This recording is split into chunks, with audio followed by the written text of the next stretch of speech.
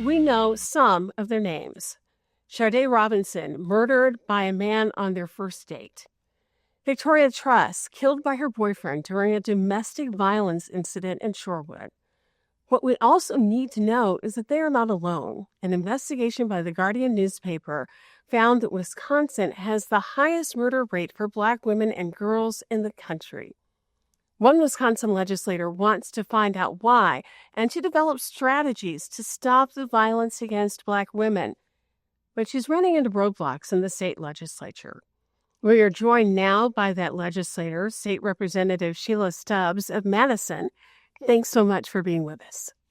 Yes, good afternoon, Ms. Calloway. God bless you. Thank you so much for making the time to give me a really important interview. Well, this is the third session where you have introduced this legislation to create a task force to study missing and murdered Black women and girls. Why can't this get passed by the state legislature?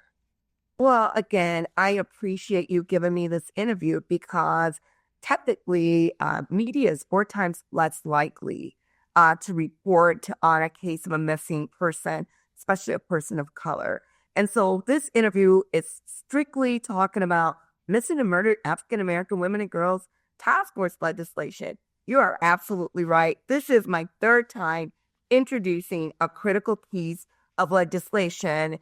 And, I hear the third time is a charm. So we'll see if this is going to be the charming moment. But, since my shocking discovery that Wisconsin had the worst statistics in the nation for Black women homicide victimization, I spent years trying to get legislation passed that would create this task force. And it sounds like this time we could get things done. And so I am hopeful for a number of reasons. One, I think reintroducing it again, giving people another term in the session to learn more about it.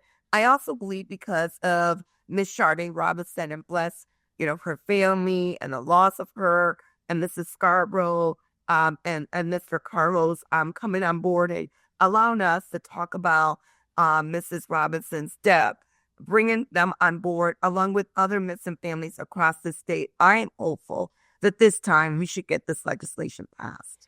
Let's put this into perspective.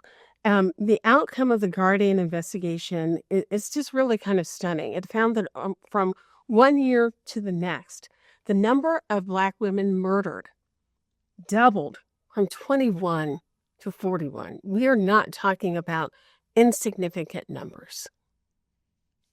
Absolutely. I was shocked to discover that in 2020, Wisconsin had the highest Black homicide victimization rate in the nation, 20.2 out of 100,000.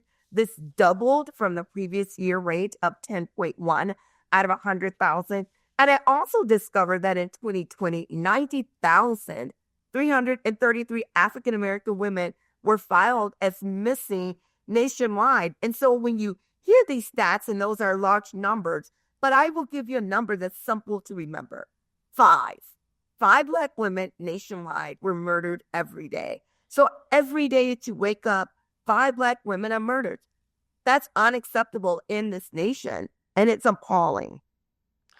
When we take a look at Wisconsin, why do you think, or what are the statistics tell us about why Wisconsin is such a dangerous place for Black women and girls? Yeah, so I served on the Speaker's Task Force on human trafficking, and I'll just be very honest. This is everything to do with human trafficking. Where Wisconsin is centrally located, next door to Minnesota, to Iowa, to Illinois. Our international airports, Interstate 43, in an hour, you'll be in Dubuque from Madison. In an hour and 40 minutes, you'll be in, Chicago.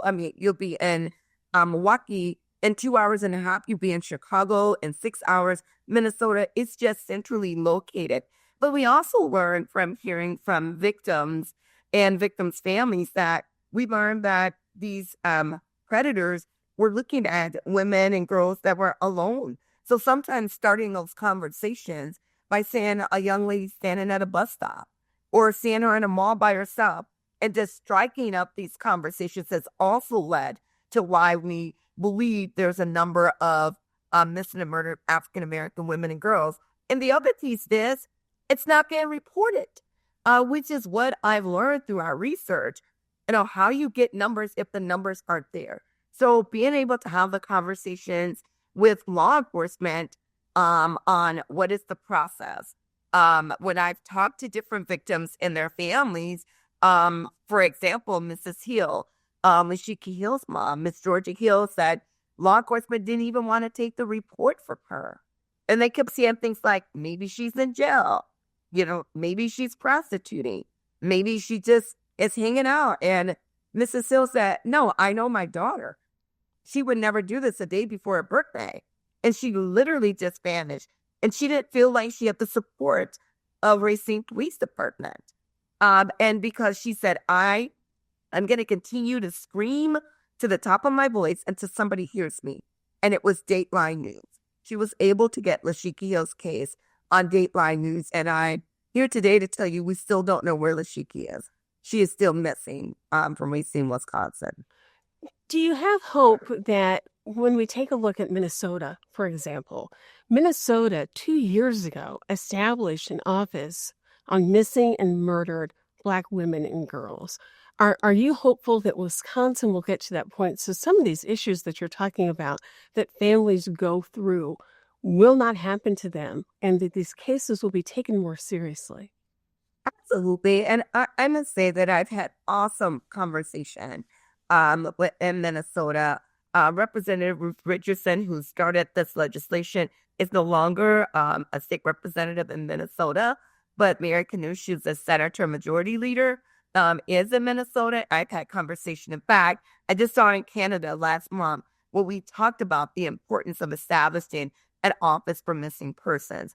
I am hopeful in the state of Wisconsin with a task force already been created, missing Indigenous relatives, women and girls and relatives. I'm hopeful in Wisconsin with the establishment of African-American women and girls that maybe now people will see that we have so many people missing out of Wisconsin. And I'll say this as I've spoken with representatives all across the country and experts.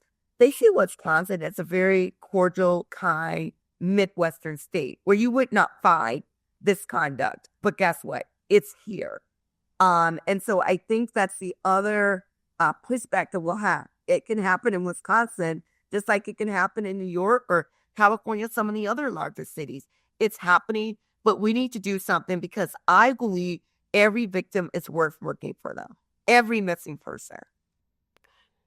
Representative Stubbs, thank you so much for the work that you are doing and for being here with us today. Please keep us up to date on the status of this legislation. Yes, and thank you for this interview. And again, please reach out to my office, Representative Sheila Stubbs, if there are families that you're aware of, because we want to make sure we're giving them the support and the resources that these families deserve across the state of Wisconsin. Thank you. Thank you for being with us again this week on Connect MKE. Be well and take care.